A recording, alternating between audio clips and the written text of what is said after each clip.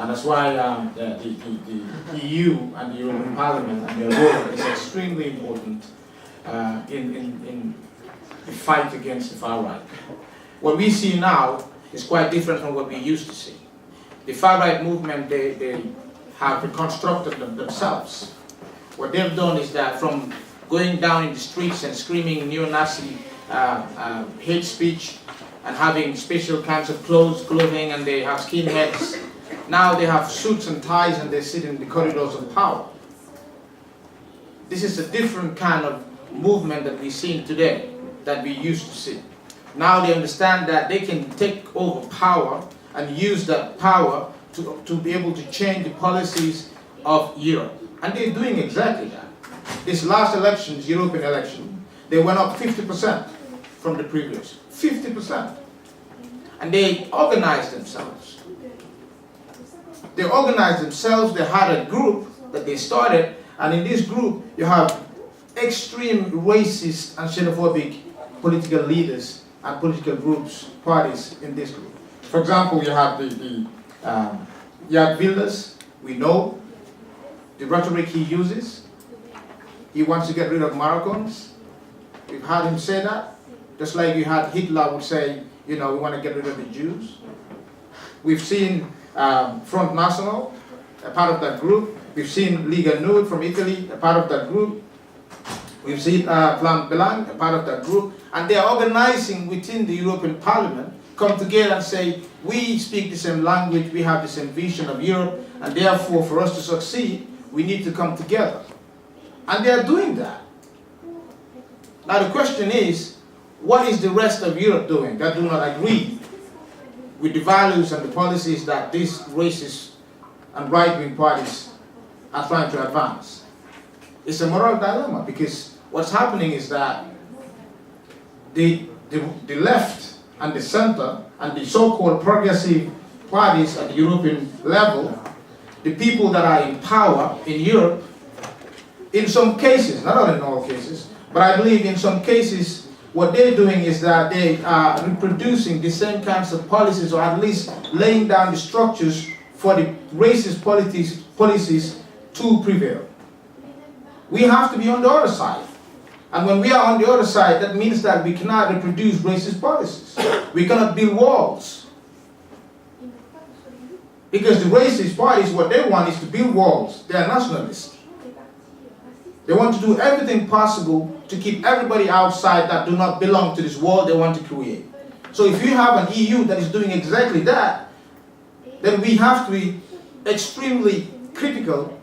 We have to be extremely questioning to the ambitions of the EU. We've seen how in each and every country, how violent it is getting. These people, they put on suits and ties, but they have the same ideology. It doesn't change. Some of them come from extreme neo-Nazi environment. A good example is Sweden. We have the extreme right-wing party, the Swedish Democrats. We have our colleagues in Denmark, they have a similar party. And you know what we have in common? Both parties, the leaders of the parties, are sitting in the parliament as speakers of the parliament. In Sweden, we have a no-Nazi sitting as a speaker of the parliament in Sweden. And when we do this, when we accept this, we are part of the problem. Now, one issue that I want to raise, which I think is extremely important, is that the EU, for example, they have strategies that, on security and radicalization. They just came up with this package to combat radicalization. But just like in Sweden, we have exactly the same kind of package. When we talk about radicalization and racism, and we talk about violent radicalization, you know who we turn to? The Muslims. You know who we turn to? The left activists. We say those are the threats to the democracy that we have in Europe today. In Sweden, a Muslim has never killed anybody.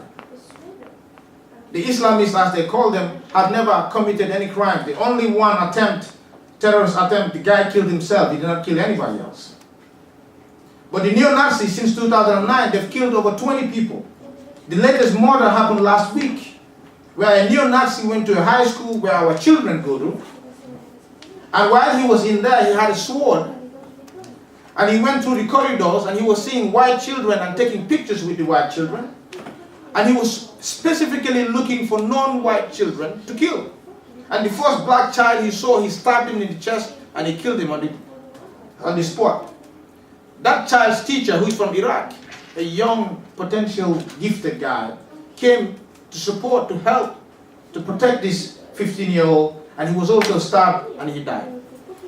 He went on stabbing 3 other people before the police arrested him.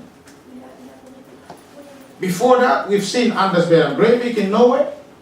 We've seen in Malmo, where I live, a guy shooting over 23 people of color, non-whites. He was going looking specifically for people that look like me and that are not white. Shot 23 people. And today, all these people that I mentioned, none of them, including the one that killed 2 people last week, is called a terrorist. It's called a threat to the democracy that we have in Europe. You know what they are called? Psychologically unstable people. They are not targeted by the policies that we have, that we say we're going to protect every European, regardless how you look, regardless what background you have. Now, when we have policies that are like that, then what we're actually doing is that we're enabling the right wing to get more power, because we're saying that when you do this, it's individual, it is not your movement. Your movement is not responsible for this. It's not the rhetoric that you always, every single time, use to incite people to violence. You don't have to take any responsibility. But when a Muslim guy, or any terrorist, when Anders Behring Breivik killed over 70 people, if you looked at the news, people were saying, oh, it has to do with Islamic terrorism. Now, for me, that's a significant problem. If you want to solve the problem, you have to recognize where the problem is. But if you see the problem and you pay a blind eye and you turn around and you look at somewhere where there is no problem, then what you're doing is you're enabling the problem to grow. And that one day it's going to bite you in your ass, because that's what's going to happen. We need to focus on the right problem. The right-wing extremists, hate speech every single day, incitement every single day. We need to focus on that. Those of us that are progressive, on the left, socialist, we need to focus on that. We have to also realize that capitalism, and my brother here was talking about, the liberal values that we're talking about, liberalism. Capitalism is extremely, extremely connected to racism, because it is built on the basis of dividing people, not on the basis of redistributing power and privileges on equal terms. It is based on the very few having extreme power and privileges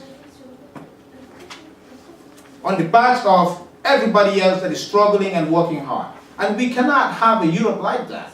We need to build a Europe where every single person that lives here would have exactly the same possibilities to grow and use their potential. I would end up by saying this. I met a very great guy, Reverend Jesse Jackson, who's been in the struggle for a long time. And he said this. He said, the problem in Europe is this.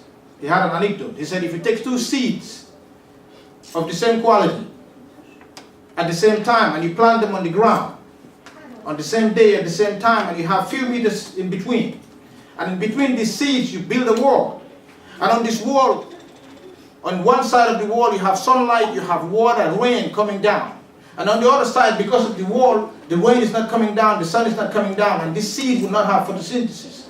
In spite of the fact that both seeds are of the same quality and you planted them the same day, the one with sunlight, the one with rain is going to grow and blossom. Whilst the other one on the other side, not because it's a bad quality, but because of the wall that we build in between, is going to struggle to grow.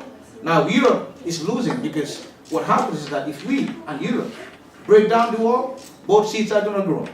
And when both seeds grow, the end product will be double the amount. But now we're keeping a lot of people outside. And those people can be potentially, the next doctor would find the medicine to cancer, the next doctor that would find medicine to AIDS, the next Nelson Mandela, the next Martin Luther King, but that person will never have the possibility because we built this wall and we continue maintaining this wall instead of breaking it down. Our responsibility as politicians, policymakers, activists is to break this wall so that everybody that lives in Europe will have the same possibilities to grow to the best of their ability. Thank you so much.